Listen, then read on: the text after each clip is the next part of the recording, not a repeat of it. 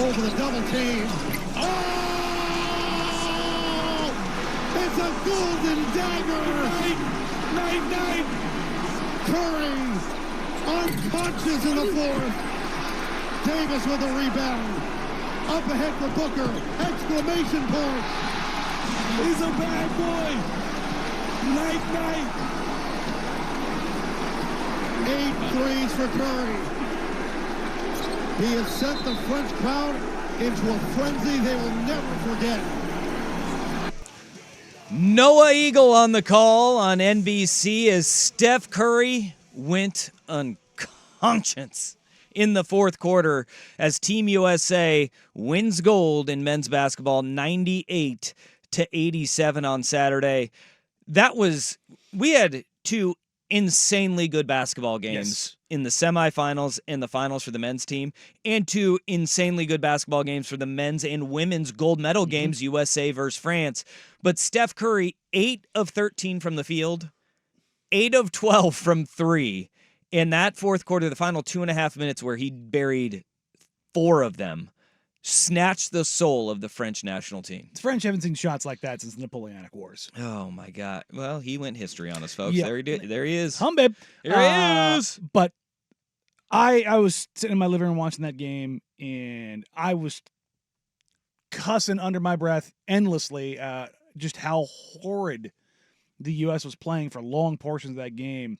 They get down, they can't figure it out, then they finally put their foot down in the closing moments, and I thought it was poignant. It's Steph, KD, Braun again and again and again.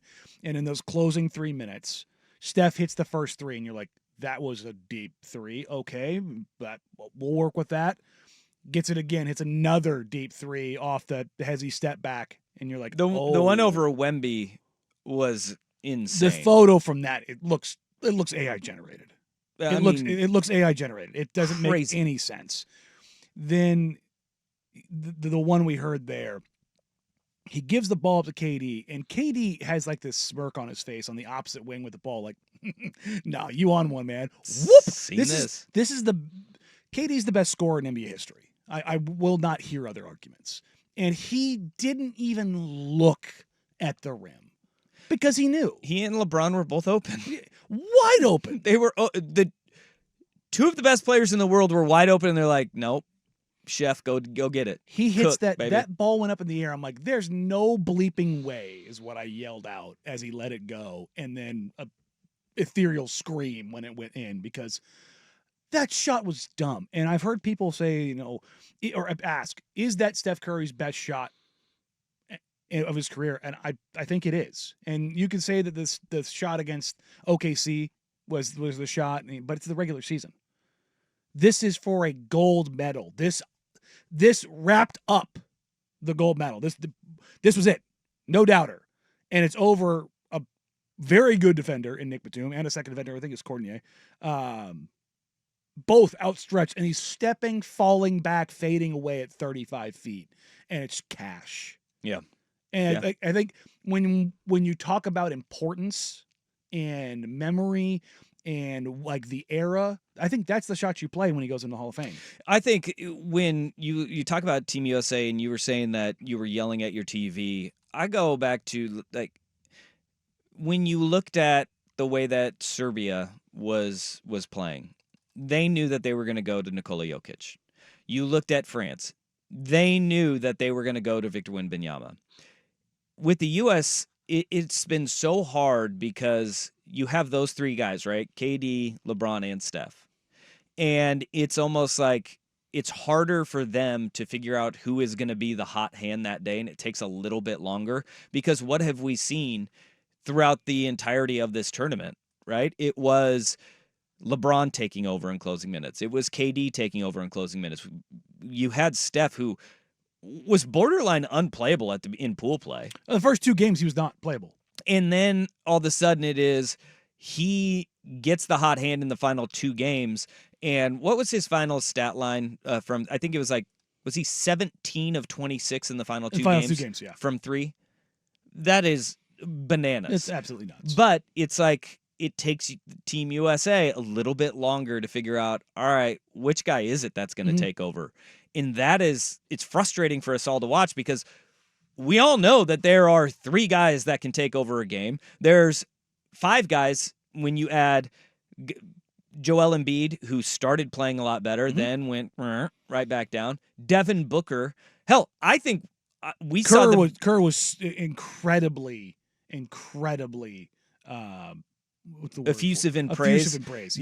This might be the best version of Devin Booker, and I think it might be when you look at how Phoenix can win, his ability and his willingness to do what's take necessary. a back seat, play hard on the defensive end, be a facilitator, take the easy looks that were given to him. That, to me, I was like, if you're playing alongside KD, this may actually unlock Phoenix to being more of a threat. They're not going to be a threat to win a title, but more of a threat in the West because of the fact that Devin Booker can still go for 70 points in an NBA game. And the other thing is that, they asked him to be basically Drew Holiday, put ball pressure on the opposing point guard. Steve Kerr laid it out, what they told Devin Booker.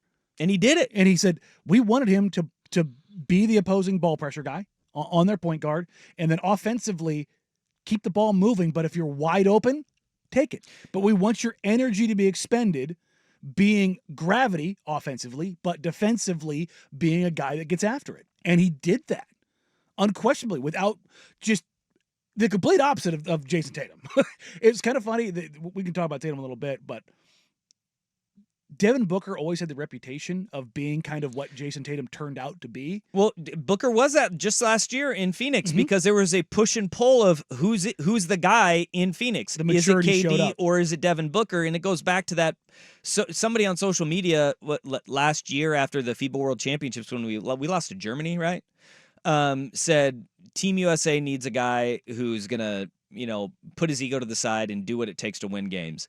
And Book quote tweeted it with, "I'll do it," and he did. Yeah, he backed it up. But he was impressive in that gold medal game because he was early. He got going scoring because he got a couple runouts, and I think he hit a 3 early.